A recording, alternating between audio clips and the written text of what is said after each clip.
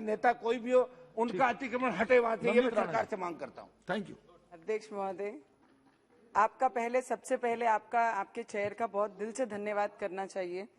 Climate change पर सदन में ये इस पे चर्चा लाकर सभी पूरे देश में ग्लोबली जो चेंजेस आ रहे हैं क्लाइमेट में, उसके ऊपर चर्चा करनी बहुत जरूरी है। पर्यावरण की समस्या इन दिनों चिंता का विषय है। पोल्यूशन में हो रही बढ़ावट और ओजोन लेयर के कम होने से वर्ल्ड में एनवायरनमेंट को लेकर सभी देश चिंता है। ये मानव जीवन के लिए बहुत बड़ा खतरा है। हर दिन पृथ्वी का तापमान बढ़ रहा है। सूर्य की किरणें जमीन पर आने के कारण आंखों को और हेल्थ की समस्या हो रही है। नदियों में फेंके जाने वाले कचरा और गंदगी ने केवल पानी को दूषित नहीं किया है, बल्कि बीमारियों को भी बढ़ावा देती है। इसलिए हमें इस गंभीर विषय पर चिंता करनी चाहिए। भविष्य में अधिक खतरनाक सभी हो सकती हैं। मेरी सरकार से ये विनती है कि लोगों के साथ खुलकर इस पे चर्चा होनी चाहिए, बात होनी चाहिए। आज हमारे लिए पानी सबसे बड़ा विषय है, क्योंकि साल 2015 में वाटर एड इंटरनेशनल एनजीओ ने रिपोर्ट जारी की थी कि जो शहरी विकास मंत्रालय जनगणना 2011 और सेंट्रल पोल्यूशन कंट्रोल बोर्ड के आंकड़े पे आधारित थी। इस रिपोर्ट में कहा गया था कि धरती का 80% भाग दूषित हो चुका है। इसलिए मेरी सरकार से विनती है, देश भर में राज्यों के माध्यम से जल को दूषित होने से बचाने के लिए भी एक अभियान चलाना चाहिए। क्योंकि अगर दिल्ली की बात हम करते हैं तो यमुना नदी का पानी पूरी तरीके से दूषित है। इंसान तो दूर, पशु पक्षियों के पीने के लायक भी नहीं है। और मुंबई के शहर की मीठी नदी जो शहर के बीचों बीच बहती है, कचरा और गंदगी से भारी है, जिसकी सफाई के नाम पर बीएमसी करोड़ों रुपए का खर्च दिखाती है और उसमें भ्रष्टाचार करती है। इस पे भी हमें बात करके इस पे कुछ ना कुछ सल्यूशन लाना चाहिए। मध्य प्रदेश और महाराष्ट्र में एयर क्वालिटी काफी तेजी से खराब हो रहा है। दिल्ली दुनिया के सबसे ज्यादा प्रदूषित शहर में शामिल है। दिल्ली देश की राजधानी है, जहां पर पार्लियामेंट और बड़े बड़े अधिकारी ऑफिसेज सब यहाँ पर हैं। उसके बाद पोल्यूशन के कारण स्कूल कॉलेज बंद किए जाते हैं, जहां पे टोटली अगर दिल्ली में कोई आना चाहता है तो पहले पूछते हैं वहां के पोल्यूशन कैसा है, वहां पर रहना सुरक्षित है कि नहीं है, हेल्थ के लिए वो ठीक है कि नहीं है, पहले इस पे बातचीत होती है। तो मुंबई की बात करें तो एयर क्वालिटी में भारी गिरावट हुई। मुंबई के बीकेसी के एवरेज एयर क्वालिटी इंडेक्स 202 तक पहुंच गई थी, जो सबसे खराब स्थिति है। जबकि एयर क्वालिटी इंडेक्स यदि 100-200 के बीच रहती है तो एयर क्वालिटी एवरेज मानी जाती है। इस गंभीर विषय पर भी केंद्र सरकार ने संबंधित मंत्रालय को ध्यान देना चाहिए। पेट्रोल डीजल से चलने वाली गाड़ियां से सड़कों पर भारी मात्रा में पोल्यूशन बढ़ रहा है, जो हमारे हेल्थ के लिए हानिकारक है।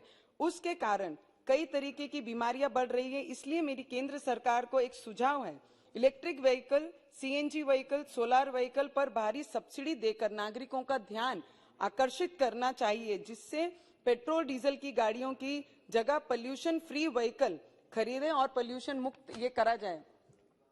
और पेड़ पौधे हमारे जीवन का सबसे महत्वपूर्ण हिस्सा है। पेड़ सभी, और मुझे लगता है शहर बड़े बड़े रहे और जंगल कट रहे हैं, शहर बढ़ रहे हैं और जंगल कट रहे हैं। क्योंकि मेरे क्षेत्र में जहां पर ट्राइबल क्षेत्र आता है, वहां पर तो हम आदिवासियों को मजबूर करके उनका पुनर्वसन करते हैं, पर शहर में जब सब चीजें देखते हैं तो वहां पे रोड के लिए इंफ्रास्ट्रक्चर होनी चाहिए, रोड बननी चाहिए, मेट्रोज आनी चाहिए, सब चीजें होनी चाहिए। पर जब वहां पे पेड़ कटाई होती है तो उस पे कोई चिंता नहीं दिखाता है। उस पे चिंता होनी बहुत जरूरी है। यह अध्यक्ष महोदय, आपके माध्यम से मैं मंत्री महोदय को विनती करती हूँ, आज देश भर में हाईवेज हैं, लाइन्स हैं, मेट्रोज हैं, मल्टीपर्पज कंपनीज जो बन रही है, मल्टीनेशनल कंपनीज, बड़ी बड़ी बिल्डिंग्स बन रही हैं और प्राइवेट फ्लैट सोसाइटीज जो हो रही हैं, उसके लिए भी हमें चिंता करनी चाहिए कि उसे कैसा रोका जाए। क्योंकि ग्रामीण क्षेत्र में, सर आपके माध्यम से मैं बताना चाहूंगी कि आज जो क्लाइमेट में किसानों की बहुत बुरी हालत है, पहले एक समय होता था कि भाई ये महीने में इतना बारिश आना है और ये तारीख से हमको बुआई करनी है। आज वो चीजें स्थिति स्टेबल ना होने के कारण बारिश में ठंड, ठंड में धूप, धूप में बारिश, ये जो स्थितियां आ रही है इसके ऊपर नियंत्रण लाना बहुत जरूरी है और सरकार उस तरीके से काम कर रही है। मंत्री महोदय ने भी उस पर बहुत ज्यादा काम किया हुआ है। पर मैं आपसे मांग करना चाहूंगी, राष्ट्रीय स्वच्छ गंगा मिशन माध्यम से मोदी सरकार ने बीते 7 वर्ष में बेहतर कार्य किया है। उसी तरह से मेरे आपके माध्यम से सरकार से निवेदन है, गांव-गांव को जोड़ने वाले नालों की स्वच्छता के लिए भी एक अभियान देश भर में राज्यों के साथ एकजुट होकर चलाने चाहिए, जिससे नगर और शहर की तहत ही गांव भी स्वच्छ और सुंदर हो सके। सर, मैं आपको बताना चाहूंगी, जहां ट्राइबल क्षेत्र है सर, मेरे क्षेत्र में जहां पर टाइगर रिजर्व जोन है, बर्ड सेंचुरीज हैं और इको सेंसिटिव जोन है, एनवायरमेंट, वहां पे tourism, sir last 1 minute sir, just that's sir, वहां पर जहां पर आम लोगों को जाने की भी एंट्री नहीं है, वहां पे स्टोन क्रशर जोन चल रहे हैं। जहां पे क्रशर चला रहे हैं वहां पर आने वाले टूरिज्म के लिए, जानवरों के लिए, पशु पक्षियों के लिए सबसे ज्यादा हानिकारक है। तो इनको, ये जो स्टोन क्रशर चलाते हैं या गांव के आसपास या ऐसे फॉरेस्ट एरिया में, उनको उस एरिया से दूर रखना चाहिए, जिससे हमारा फॉरेस्ट भी सिक्योर रहे और हमारे जानवर भी और हमारे टूरिज्म जो वहां पे आते हैं उनको सिक्योर करने के लिए बहुत जरूरी है। सर, अमरावती महानगर पालिका के राजौरा, परसोड़ा और मासोद और इनला में सर एक क्रशर कंपनी चलती है, चौरसिया कंपनी, सर लास्ट ऐसे उल्लेख मत कीजिए किसी नाम का। क्रशर चलता है, उसके माध्यम से जो हमारे पानी का स्तर है वो बहुत नीचे गया। मैं सरकार का बहुत दिल से धन्यवाद करना चाहूंगी। No mention should be of the any name. Sir last 1 line, 1 minute.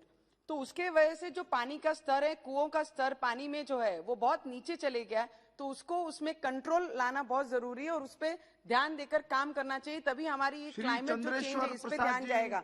आपका दिल से बहुत बहुत धन्यवाद करती हूँ। जी प्लीज, संक्षेप में बात कहिएगा।